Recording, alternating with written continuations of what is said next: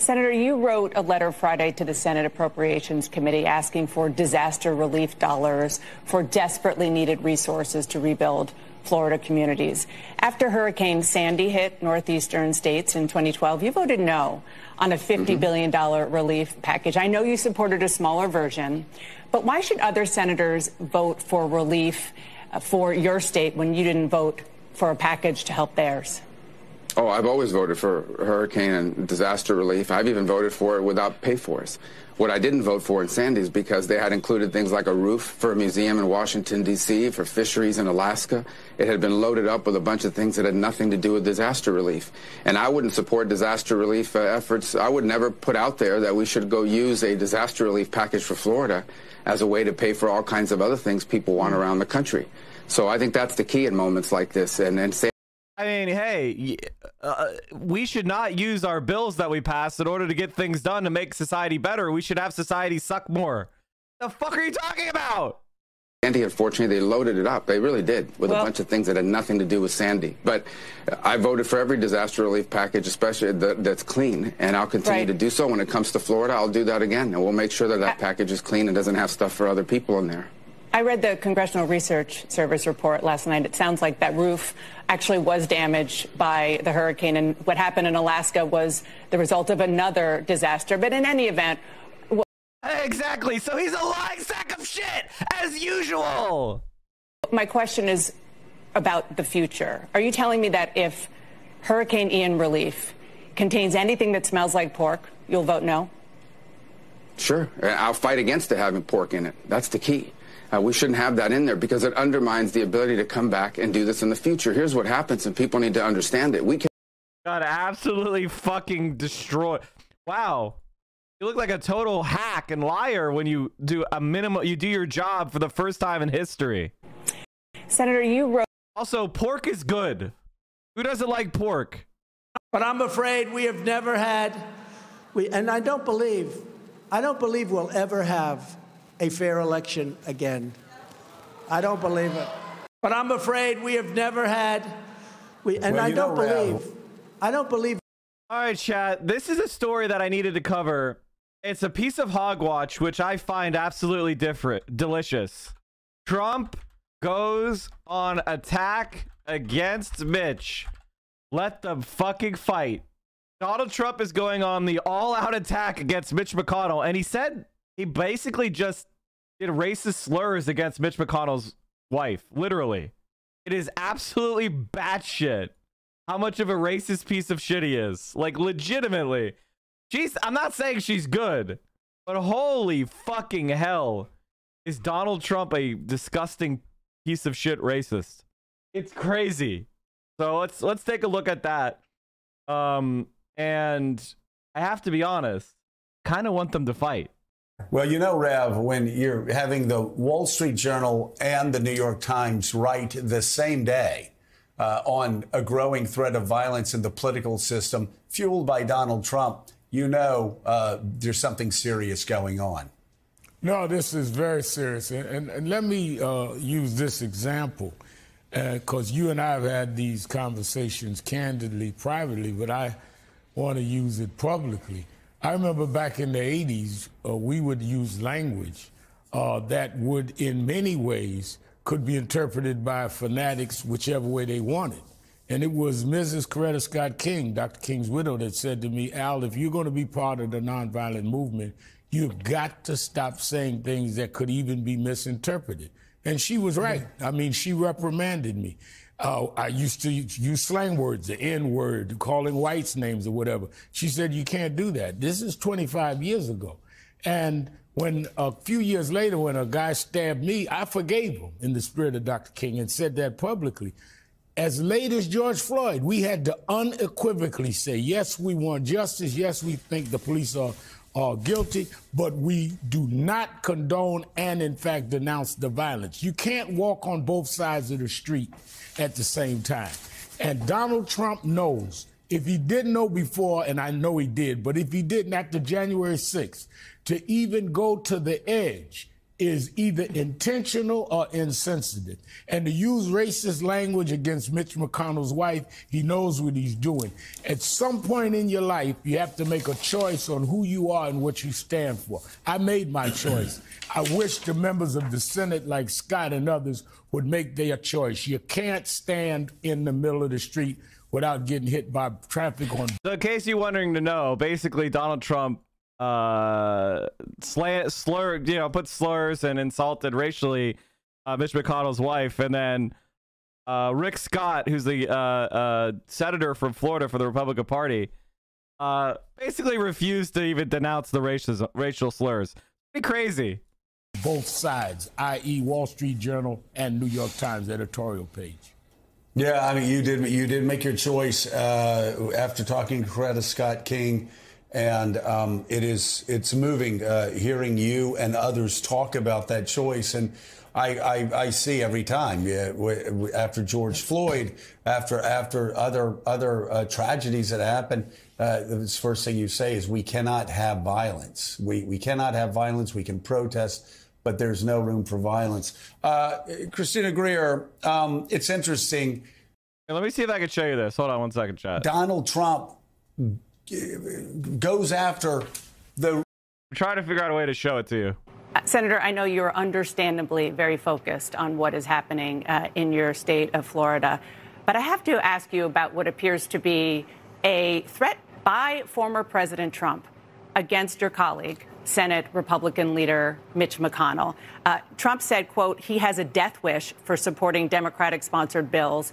He also mocked McConnell's wife and his own former transportation secretary, Elaine Chao, as, quote, China-loving and Coco Chow. You're a member of the Senate GOP leadership. Are you okay with this? Easy pronounced. Thanks to the 21 months. Well, look, I can never respond to why anybody else says what they said. But here's what is the way I looked at it is I think, what the president is saying is, there's been a lot of money spent over the last 2 years. We've got to make sure we don't keep caving to Democrats. It's causing unbelievable inflation and causing more and more debt. As you know, the president likes to give people nicknames. You can ask him how he came up with the nickname. I'm sure he has a nickname for me. But here's what I know. We got to watch how we spend our money. We got to stop this inflation. And I don't condone violence, and I hope no one else condones violence. Why is Rick Scott wearing a Navy hat? Why is he wearing a Navy hat? I guess he served in 74. Nicknames are one thing, but this appears racist. Is that okay? It's never, ever okay to be a racist. I think you always have to be careful, if you're in the public, eye, how you say things. You want to make sure you're inclusive. You want to make sure, like yesterday in the neighborhood I was in, we had people probably from 10 countries that live there. And so that's what's great about this country. And what I know I try to do is try to make sure everybody, especially all their kids, believe they have a hope and they can live the dream of this country. So I hope no one... These charisma voids win. This guy's got negative fucking charisma. How is he winning? Is racist. I hope no one says anything that's inappropriate. So I'm going to do everything I can. Senator, thank you. Again, that was so beyond the pale that I really, as a member of the leadership, I had to ask you about it. But you, Senator. But he didn't say anything. The Republican leader of the United States take control of the Senate. You talk about a political death wish. It seems that he did this in Georgia. He's Jade now is doing like, it. Mike, who wants my points? I'm mad because of ads. My dude, welcome to hell. Welcome to hell. When Republicans need his support more than ever, it really does seem like he doesn't want any Republican to succeed except for himself. Miss anything, chat. And he's probably really angry at Mitch McConnell for agreeing. So if any of you are generous enough to save our longtime viewers who are gray names in the chat by gifting themselves, that would really mean a lot to me. To reform the Electoral Count Act that will stop January 6th from happening again. Absolutely, Joe. We know that Donald Trump works for a party of one. He does not care about the Republican Party. He has no value system, as we've seen time and time again. And so there are a few things operating at the same time. One, the fact that the Republican Party, at the congressional level, at the local level, has not come out and unequivocally said that Donald Trump is wrong, that his comments were racist, inappropriate, dangerous, and inciting violence. The fact that we've been met with such silence from so many Republican leaders speaks a lot about the party, where they're going, who they're willing to sort of walk off a cliff with, in the words of Donald Trump. Oh, no, gifted. Thanks for the 521s and Huggable Chaff. Thank you for the gifted sub as well. This is a former president who does not care about this republic. We have to be honest now. I mean, the fact that Donald Trump will only support people who go along with his mission to, prop up Oath Keepers and Proud Boys and people who really sort of represent the most base factions of our country. But the fact that he's going to go on stage, literally on a national tour, denigrating not just Democrats, but people in his own party. He does not really care if the Republicans succeed. He wants to succeed. And I think what we're seeing as this train gets closer and closer to the station is that the type of violence that Donald Trump is trying to incite, he is bellicose, but he's also a little bloodthirsty. You can't put in full caps about Mitch McConnell that he has. Chat, this is the ultimate hogwatch. Does excess death in 2020 and 2021 differ by political party, and how much and when does this occur? The excess death rate for Republicans was 5.4 pp, or 76% higher than for Democrats. The gap was exclusively in the post-vaccine period. Wow. New NBR working paper on COVID mortality. Excess death rates for Republicans and Democrats during the COVID-19 pandemic. Cumulative COVID deaths per 100,000 people by political party. There were almost 100 additional deaths per 100,000 people if you were in a Trump county versus Biden county. Bro. Jesus Christ. There are natural reasons to believe that there are strong differences by Republicans versus Democrats. Survey data suggests that there are big differences by party ID and COVID-19 vaccination. Jeez. Republicans who definitely won't get it is 33% of Republicans. God, dude. Holy shit, dude. Holy fucking shit, dude. That's so bad, man. I just got my third shot this weekend. Now all I have are 3 Vax, J&J, Moderna, and Pfizer. Hey, you just got your booster? I've had a booster for over a year. That's fucking wild, man.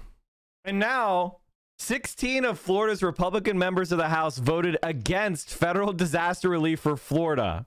Additional readers added context? What the fuck is this? What the fuck is this? All Florida Republican Senate and Rep voted against funding bill that kept the U.S. government open, and voting no endorsed stopping government operations. The bill included disaster provisions. Rubio was not present. Florida Republicans asked for separate Ian relief. So in other words, they did. There's no additional context needed. What? He's just telling the truth. What do you mean additional context? That's just true. Legitimately, we are in a world where if you say true things, that's getting you fact-checked. Fact-check true. Was wondering why I wasn't getting ads? You were probably gifted, Dogwood, by the beautiful people of September, where we gifted a bunch of extra subs. So there's a lot of people here who will never see any ads this month because they were gifted subs. You love to see it. Droptober inbound. Oh, no. Adtober inbound. How many people voted for your plan? What do you mean by that? Sorry. Well, you've set out. How many people voted for your plan? What do you mean by that? Sorry. Well, you've set out. For your plan. What do you mean by that? Nobody voted for it, idiot. Thank you for the 15 months. You have an amazing community. I'm very thankful for the gifted sub I received. I am very happy for everybody who got it as well. I tried my best, chat, to protect as many of the viewers from ads as possible, but at the end of the day, it's just going to have to happen. Dogwood Drive, thank you for gifting subs. Twitch is making up for lost revenue in September. I mean, they're basically forcing us to run ads because they're trying to decrease our revenue, basically. Fucking hell, dude. Ugh. What about Kai hitting 90K subs? He actually hit 100K. He actually hit 100K. Let me talk about that for a second, because this is one of the things that really frustrates me. With 100,000 subs, Kai Cenat will lose $1,071,444 in 2023 just from Twitch sub-split changes. Twitch needs to put every creator at a 70-30 split no matter what it takes. Creators like Kai are the most innovative in the game and deserve to be fairly rewarded for it. Top creators like Kai are pushing content to the next level, and that's what is driving these meteoric sub counts. Twitch is blessed to get creators like this streaming on the platform, but it won't last unless they fairly add value back to those creators. You shouldn't get to take 50% of someone's income just for being a platform. In any other business model, this is an insane notion. Twitch is taking more than any other major platform. If they don't change direction, the next streamers rise to the top won't be on Twitch. How much creators take home for every $100 earned? Twitch, $50. YouTube, about $70. Patreon, $95. Facebook Gaming, 100%. OnlyFans, I think that's $80. ManyVids, $80. Pornhub, $80. Twitch reams you harder than Pornhub. Come get reamed harder on Twitch than you do on Pornhub. Fucking Christ. And if you're like, Mike, who cares? He makes all this money. Why should we care about some rich fuck who's making a lot of money? And this is the ultimate distinction. And this is what separates liberals from people who understand what the fuck's going on. Kai is the top creator on the platform. Obviously, he's the highest paid, right? Or at least he has the most subs. Yeah, he's going to make a shit ton of money. He's the largest creator in the entire fucking world. But is he a billionaire? Is he making hundreds of millions? No. Twitch is valued at billions of dollars. Amazon's $1 trillion company. Why should they get more money? The company owned by the richest man in the world should take more money than the people actually creating the content in the first place? That is fucking insane. Just because someone makes a good income now doesn't mean they're going to make a good income for the rest of their life. They only make that income insofar as they're popular on Twitch in the moment now. Tomorrow, you could drop off. Tomorrow, you could go the way of Sneeko and get banned. Maybe even unfairly, unlike him. You should be absolutely opposed to every single time worker exploitation gets worse, even if that worker makes more money than you. It's called solidarity. And certainly, I would show solidarity for people who make less than me on this platform, obviously. But I also show solidarity for the people that make more, because I understand our class position. We are the creators, we are the exploited, they are the exploiters. And a 70-30 split may not matter for Kai at the end of the day in his own lifestyle, but there's a lot of people out there that 70-30 split could make a big difference. I'll give you an example. The 50-50 split versus the 70-30 split is roughly $1 per sub. $1 extra per sub is the 70-30 split from 50-50. Think about all those creators that have 1,500 or 2,000 subs or 1,000 subs. That goes from it being a net you don't make enough to survive to actually it's a full-time job. And that's with no additional revenue coming from their community. No additional money coming from their community. That's just the split. How much as a fee does Twitch take by being a platform and a merchant? 30% is already insane. 50% should be criminal. Doesn't the streamer have a choice of platform? The problem with that, obviously, Future Preacher, is that that's not how the real world works, right? If I started streaming live on YouTube, how many of you would come watch me on YouTube? Maybe some of you would, but a lot of you are Twitch users. You are accustomed and like to use the Twitch platform for a variety of reasons. So it's very difficult to just instantly transition to a different platform. And there's a highly Microsoft tried to do a streaming platform, but it failed because dividing people among a billion identical websites isn't the solution. The solution is treat these platforms like the utilities they are, with the natural monopolies that form. People saying me wouldn't even go watch Mike's YouTube videos, quit lying. I mean, maybe you would, maybe you wouldn't, but I'm just saying that I'm highly successful on Twitch. I'm a super elite Twitch user. not a super elite YouTuber, not a super elite Facebook user. I don't even use Facebook. That's the reality of these things. And so Twitch has this power and they use it against streamers. And it's really fucked up when people are like, you guys make more than 6 figures. Too bad. Boo-hoo. It's like, so that Jeff Bezos can make 9 figures? How are my Truth Social numbers exactly? Are you watching the stream unsubbed? You're making income inequality worse. You are doing anti-praxis. We are the only Twitch stream that will not accept scam advertisers. And I will never fuck you over by selling you crap